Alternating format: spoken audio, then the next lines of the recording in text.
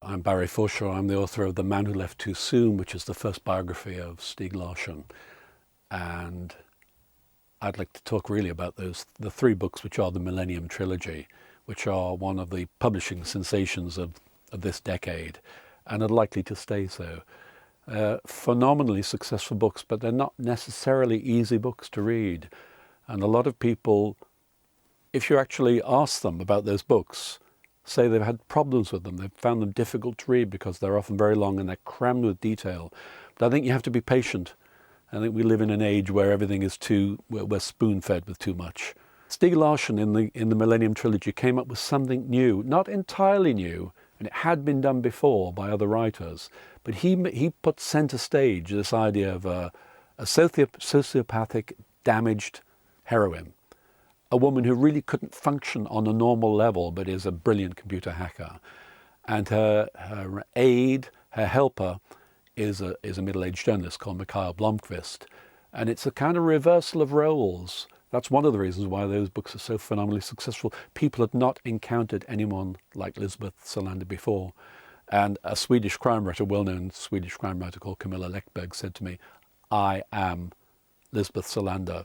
She does what a lot of women would like to do in this life. It would be nice to just take those elements of your life which are going wrong and put them right. Maybe not as bloodily as she does, but we can enjoy that. We can enjoy a character who does the things that we maybe would want to do, although it's uncomfortable reading for men. I think the reason for the success of the books is that reversal of the cliche. He's also a very good writer. He's not an elegant writer.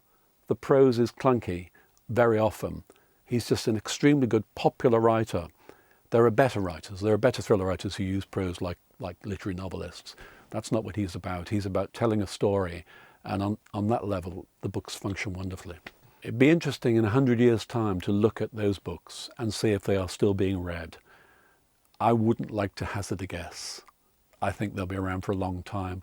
At the moment, part of the reason for their success is the circumstances of his death. And it would be naive to say anything otherwise. The fact that we all know he was dead at 50, it's kind of like J.D. Salinger. I mean, it's the fact that he didn't write anything much after Catcher in the Rye.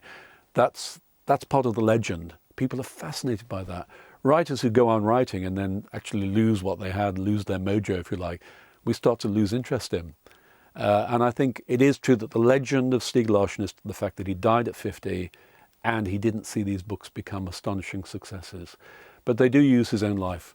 So there's an investigative journalist who is finding out the truth behind complex conspiracy theories and very dangerous behavior by dangerous individuals. That's his own life. And most people who read the books know to some degree that he took those elements from his own life and extrapolated them.